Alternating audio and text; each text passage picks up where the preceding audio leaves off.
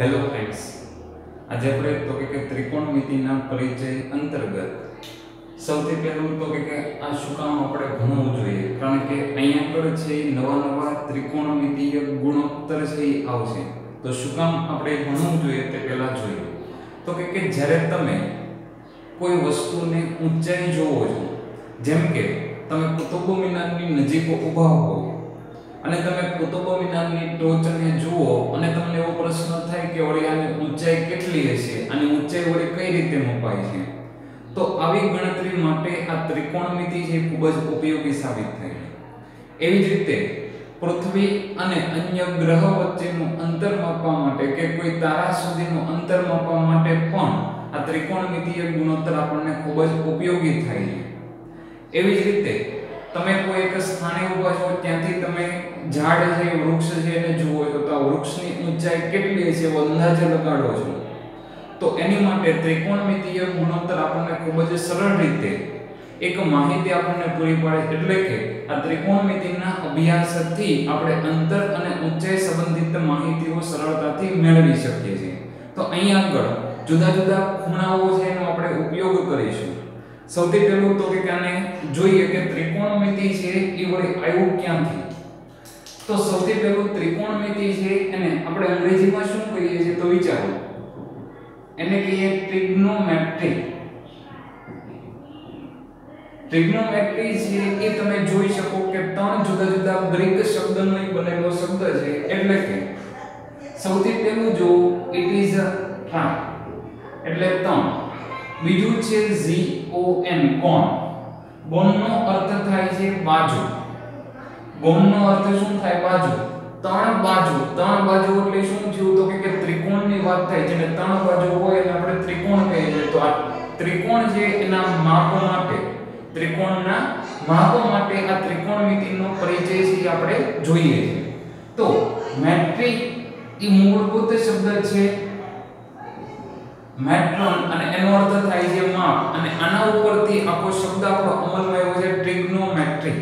એટલે કે ટ્રિગ્નોમેટ્રી છે મુખ્ય ત્રણ શબ્દ ગ્રીક ભાષાના ટ્રી, ગોન અને મેટ્રોન. ટ્રી એટલે ત્રણ, ગોન એટલે બાજુ, અને મેટ્રોન એટલે શું થાય તો કે માપ. આવા ત્રણ જુદા જુદા શબ્દનો ઉપયોગથી બને. અને આ જે ત્રિકોણમિતિ છે એનો પરિચય આપણને ઇતિહાસમાં પણ જોવા મળે છે. એટલે કે ઇજિપ્ત અને બેબીલોન વાસીઓ પણ આ ત્રિકોણમિતિનો ઉપયોગ કરતા હતા. ત્રિકોણમિતિ એટલે બીજું કશું જ નથી પરંતુ ત્રિકોણ અને ખૂણાઓ, ત્રિકોણની બાજુઓના માપ અને બાજુઓના માપની સાથે ખૂણાનો સંબંધ દર્શાવતો એક ગુણોત્તર છે. તો અહીંયા આગળ જે આપણી ચર્ચાઓ રહી છે ત્રિકોણમિતિ અંતર્ગત, તો કે ફક્ત આપણે લઘુકોણ ખૂણાઓ પૂરતી અહીંયા આગળ સીમિત રાખીએ છીએ. આ જે ત્રિકોણમિતિય ગુણોત્તર છે તેને ગુરુકોણ માટે પણ વ્યાખ્યાયિત કરી શકાય, જે તમારે 11 અને 12 ધોરણની અંદર જો તમે એકરૂપ રાખશો તો તમારે આવશે. પરંતુ અત્યારે આપણી ચર્ચા ફક્ત કોના પૂરતી સીમિત રહે છે, એટલે લઘુકોણ. જ્યાં પણ આપણે વાત કરશું ત્યાં આગળ 0 થી 90 અંશના ખૂણા સુધીની વાતો ચાલશે. તો આ ટ્રિગ્નોમેટ્રીનો અર્થ સમજ્યા પછી ટ્રિગ્નોમેટ્રીની અંદર તો કે હંમેશા આપણે કાટકોણ ત્રિકોણની વાત આવશે. હવે કાટકોણ ત્રિકોણ છે એને હું અત્યારે નામ આપી દઉં તમારી સમક્ષ, તો કે A B અને C. ત્રિકોણ ABC માં હવે હું ખૂણા A ની સંદર્ભમાં વાત કરું છું. કોના સંદર્ભમાં વાત કરું છું? ખૂણો A. જો એક ખૂણો કાટકોણમાં 90 હોય તો બાકીના બે હંમેશા લઘુકોણ હોય. તો એમાં ખૂણા A ની વાત કરું તો ખૂણા A ની સામે કઈ બાજુ તમને જોવા મળે, તો કે BC. એટલે કે BC જેને શું કહેવાય? ખૂણા A ની સામેની બાજુ. આ શબ્દ અહીં આગળ ખાસ ધ્યાન રાખજો, આપણે શું વાત કરીએ છીએ. તો કે A ની સામેની બાજુ એટલે શું, તો કે ખૂણા A ની સામેની બાજુ જે અત્યારે આપણને મળે છે BC. એવી જ રીતે તમે જુઓ કે ખૂણો C છે, તો ખૂણા C ની સામેની બાજુ તો કઈ આવશે? AB આવશે. ખૂણા C ની જો સામેની બાજુ પૂછે તો કઈ આવે? AB આવે. પરંતુ આપણે ખાલી કોની વાત અત્યારે કરી, તો કે ખૂણા A ની. તો ખૂણા A ની સામેની બાજુ એટલે BC મળી. તો આ ખૂણો A છે, ખૂણો A એની બાજુમાં જ તમને એક બાજુ જોવા મળે જેને આપણે AB કહીએ. તો આ ખૂણા A ની શું થાય પાસેની બાજુ તો ખૂણા A ની પાસેની બાજુ એટલે ખૂણા A ની જે પાસેની બાજુ છે જે આપણને અત્યારે મળે છે AB હવે તો કે ત્રિકોણમિતિય ગુણોત્તર છે એ આપણે મુખ્ય 6 અભ્યાસમાં લેવાના છે તો એ વારાફરતી આપણે જોતા જઈએ પછી એને આપણે યાદ રાખીએ તો સૌથી પહેલો ત્રિકોણમિતિય ગુણોત્તર તમે જુઓ તો એ છે sin SINE બીજો ત્રિકોણમિતિય ગુણોત્તર જે આપણે ભણીશું તે cosine છે ત્રીજું એને કહીશું ટેન્જન્ટ ચોથું છે તે આપણે લઈશું cosine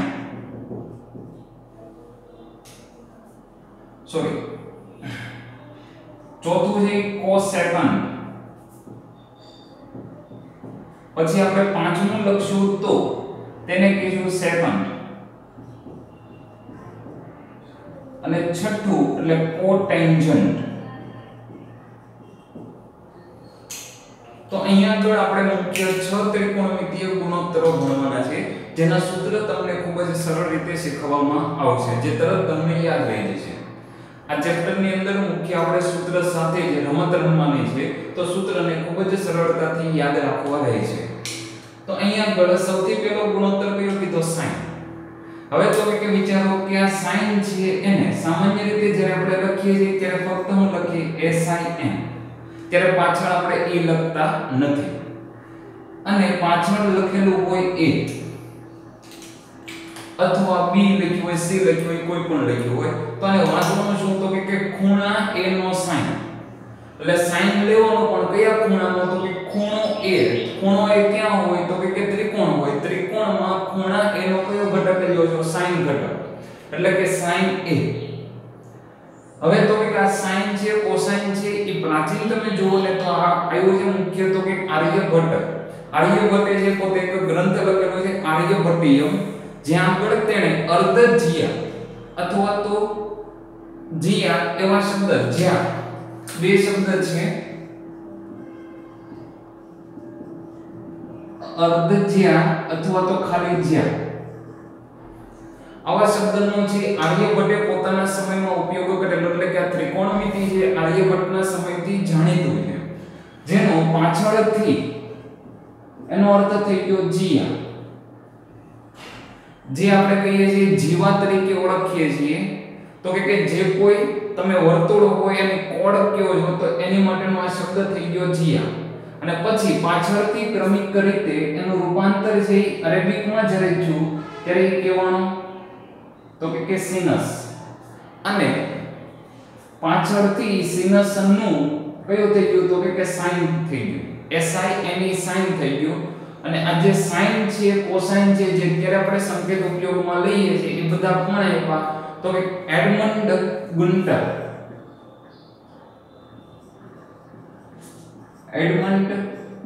ગુન્ટર નામના જે ગણિત શાસ્ત્રી થઈ ગયા તેના દ્વારા સૌપ્રથમ આ સંકેતનો ઉપયોગ કરવામાં આવ્યો એટલે કે સાઇન અને કોસાઇન છે એવા બધા શબ્દ તો કે એડમંડ ગુન્ટર નામના સાયન્ટિસ્ટે આપણને આપેલું છે તો હવે આપણે તો કે SINE એની બદલે શું લખીએ છીએ તો કે ખાલી sin એટલે કે આને દર્શાવવા માટે આપણે સંકેતનો ઉપયોગ કરીએ છીએ sin છે આખો વર્ષ છે જેને આપણે ફક્ત હું દર્શાવીએ sin a તરીકે દર્શાવીએ છીએ તો આ જે sin a દર્શાવ્યું એનો અર્થ શું થાય તો કે ખૂણા a નો sin ખૂણા a નો શું થાય sin ઘટક ખૂણા a નો sin એનું સૂત્ર યાદ રાખો sin sin માં હું આવ્યું સ આવ્યું તો સામેની ખૂણો a તો ખૂણા a ની સામેની બાજુ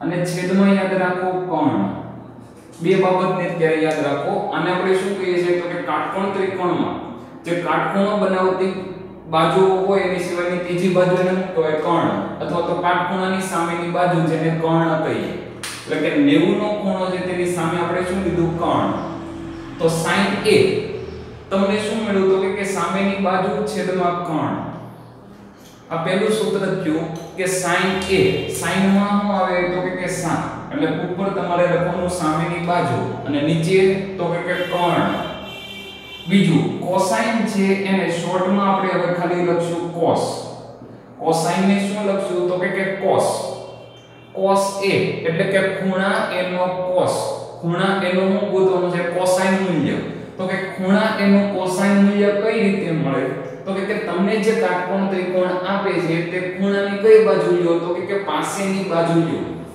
કારણ કે તમે sin માં જો સામેની લીધી હોય તો cosine માં કઈ લેવી પડે પાસેની તો કે પાસેની બાજુ છેદમાં તો કે કર્ણ છ સૂત્ર જોઈ લો પછી એને ટ્રીકમાં યાદ રાખીએ આપણે sin એટલે સામેની બાજુ છેદમાં કર્ણ cos એટલે પાસેની બાજુ છેદમાં કર્ણ હવે ટેન્જન્ટ છે એને ટૂંક ફોર્મમાં આપણે લખશું ખાલી tan એટલે tan a આખું ટેન્જન્ટ આપણે લખવાનું નથી આપણે ફક્ત શું લખવાનું tan a એટલે કે ખૂણા a નો tan ઘટક ખૂણા a નો tan ઘટક તમને કઈ રીતે મળશે તો કે તમારે અહીંથી લેવાની સામેની બાજુ અને નીચે તમારે લઈ લેવાનું તો કે પાસેની બાજુ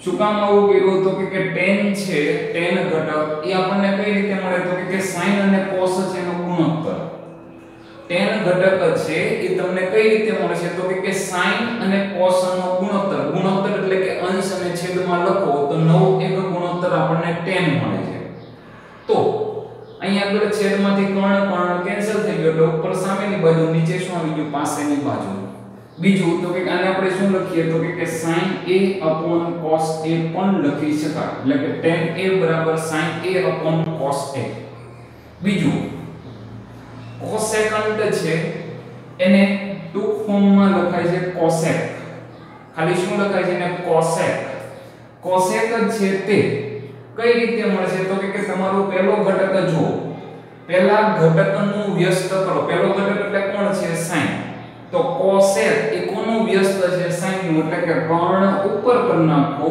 અને સામેની બાજુ ક્યાં લઈ આવો નીચે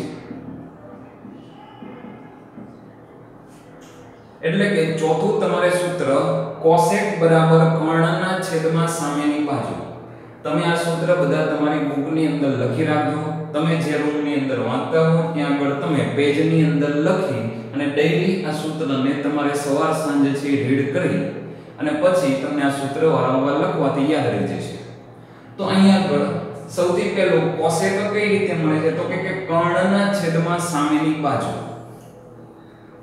પછી તો કે sec આવ્યો સેકન્ડ જે એને ટૂંક ફોર્મમાં લખાય sec અને ખૂણો તો કે આપણે એ ખૂણાની વાત કરીએ છીએ તો sec એટલે કઈ રીતે મળે તો કે ખૂણાની કયું તો કે cosine નું વ્યસ્ત કરો cosine નું કરો વ્યસ્ત એટલે કે કર્ણને ઉપર લઈ આવો નીચે હું કરી નાખો તો કે પાસેની બાજુ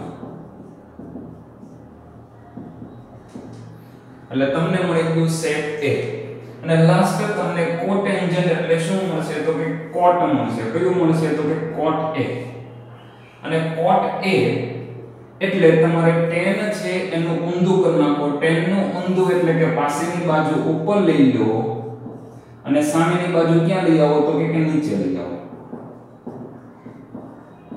હવે જો તમે ત્રિકોણના સંદર્ભમાં બધી વાત કરતા હો તો sin છે એની માટે તમને સામેની બાજુ ખૂણો a આપણે લખેલો તો a માટે સામેની બાજુ કઈ છે તો કે BC એટલે મારે અહીંયા આગળ sin a ની જો કિંમત મને મેળવવાની કીધી હોય તો મારે BC અને છેદમાં શું કરવું પડે કર્ણ એટલે કે AC જો મને BC AC ના માપ ખબર હોય તો હું sin a ની કિંમત મળી શકે બીજું કે જો હું BC અને AC જાણું તો મને ગુણોત્તર મળી શકે sin a ખૂણો જાણતા હો કોઈ એક બાજુનું માપ જાણતા હો તો એના ઉપરથી અન્ય બાજુ તમને મળી શકે એટલે કોઈ પણ રીતે આપણને પૂછી શકે જે આપણે દાખલામાં વારંવાર જોઈશું cos a એટલે પાસેની બાજુ ખૂણા a ની પાસેની બાજુ એટલે AB ખૂણા a ની પાસેની બાજુ એટલે AB છેદમાં AC હવે તમને એવું થાય કે અહીંયા આગળ તો a લખેલો છે માનો કે તમને cos c પૂછેલું હોત તો શું કરે તો કે cos c એટલે ખૂણો c ખૂણા c ની શું આવે તો કે પાસેની બાજુ ખૂણા c માટે પાસેની બાજુ છે BC એટલે cos c જો લખું તો મારે BC પહેલા લખવું પડે પાસેની બાજુ છેદમાં કર્ણ એટલે કે AC મારે લખવું પડે તો આ બંને તમે જોયું એવી જ રીતે tan a લખીએ tan a એટલે તો કે પાસેની બાજુ છેદ સોરી tan a એટલે સામેની બાજુ છેદમાં પાસેની બાજુ. સામેની બાજુ કઈ છે તો કે BC, જ્યારે પાસેની બાજુ કઈ છે AB. તો BC ના છેદમાં AB. હવે તો કે cosec A. cosec A એટલે કે કર્ણ, અને કર્ણના છેદમાં સામેની બાજુ. કર્ણ એટલે AC અને સામેની બાજુ એટલે BC. તો અહીંયા આગળ AC ના છેદમાં હું લખો BC. તમે જોઈ શકો એ sin A કરતા તમને કેવું મળશે, ઉલટું મળશે, અંશ છેદ ઉલટાઈ ગયો. પછી તો કે sec A. sec A એટલે કઈ રીતે તો કે કર્ણ, કર્ણ એટલે AC અને ખૂણા A જે તેની પાસેની બાજુ, આ પાસેની બાજુ એટલે ખૂણા A ની પાસેની બાજુ એટલે કઈ છે AB. અને જ્યારે તમે cot ની વાત કરો, cot એટલે શું આવે તો કે પાસેની બાજુ એટલે AB, જ્યારે સામેની બાજુ એટલે કે BC. તો આ 6 સૂત્રની આપણે વાત કરી, સાથે અન્ય સૂત્ર આને રિલેટેડ આવી ગયા છે, પણ તે આપણે નેક્સ્ટ લેક્ચરમાં વ્યવસ્થિત એને ટૂંકી રીતે યાદ રાખવાના છે. એટલા માટે અત્યારે હું તમને સાથે નથી કહેતો આ sin A upon cos A વાળા. પણ આ જે 6 સૂત્ર છે ઇન કેસ કે તમને ભૂલાઈ જાય છે તો તમે શું યાદ રાખશો તો કે બનાવીએ આપણે અહીંયા. એક કઈ બાજુ હોય તો કે સામેની બાજુ આવે, એક કઈ બાજુ હોય તો કે પાસેની બાજુ આવે. સામેની બાજુ, પાસેની બાજુ, સામેની બાજુ આપણે 3 લખ્યું. સામેની બાજુ, પાસેની બાજુ, સામેની બાજુ, અને નીચે તો કે કર્ણ, કર્ણ અને પાસેની બાજુ. આની ઉપરથી જો તમે આ યાદ રાખો, શાક, પાક અને સાપ, શાક, પાક અને સાપ, શાક, પાક અને સાપ, તો એના ઉપરથી તમને 6 સૂત્ર ઓલરેડી યાદ રહી જાય. એટલે કે સામેની બાજુ છેદમાં કર્ણ, પેલો ગુણોત્તર તો કે sin, જે આપણે અહીંયા આગળ લખીએ છીએ એટલે sin મળ્યું. પાસેની બાજુ છેદમાં કર્ણ, પાસેની બાજુ છેદમાં કર્ણ, પા એટલે પાસેની બાજુ, ક એટલે કર્ણ જેને આપણે cos કહીએ. સામેની બાજુ છેદમાં પાસેની બાજુ એટલે કે જેને આપણે tan કહીએ. હવે તમારે અહીંથી ઊંધેથી જોવાનું, એટલે કે પાસેની બાજુ છેદમાં સામેની બાજુ, તો tan ની બદલે લખવાનું cot. હું લખવાનું cot. કર્ણના છેદમાં પાસેની બાજુ, કર્ણના છેદમાં પાસેની બાજુ એટલે કયું તો કે sec. cos છેલ્લે s પૂરો થાય તો s આવે એટલે cos અને sec એકબીજાના વ્યસ્ત છે. એવી જ રીતે તો કે sin એટલે સામેની બાજુ છેદમાં કર્ણ હતું, તો અહીંયા આગળ તમારે શું બનશે cosec. કર્ણના છેદમાં sin, કર્ણના છેદમાં કયું sin. એટલે તમારે ગુણોત્તર છે તમારે 3 ઉપર 3 નીચે sin cos tan, sin cos tan, પછી ચોથું છે cosec, sec અને cot. તો આવી રીતે તમે યાદ રાખી શકો. કયું યાદ રાખો તો કે શાક, પાક, સાપ, શાક, પાક અને સાપ. શાક અને પાક એટલે કોણ નો ખાય તો કે સાપ ખાય નહીં, કારણ કે સાપને કયું છે પ્રિય તો કે દૂધ પ્રિય છે. તો શાક અને પાક છે એ સાપ ખાતું નથી. આખું વિધાન છે તમારું થઈ ગયું. એટલા માટે આની ઉપરથી તમારે 6 ત્રિકોણમિતીય સૂત્ર યાદ રહી જશે. નેક્સ્ટ ની અંદર તો કે બીજી સરળ રીતે ઘણા બધા સૂત્ર છે અને દાખલાઓની ચર્ચાઓ કરીશું. જય હિન્દ, જય ભારત.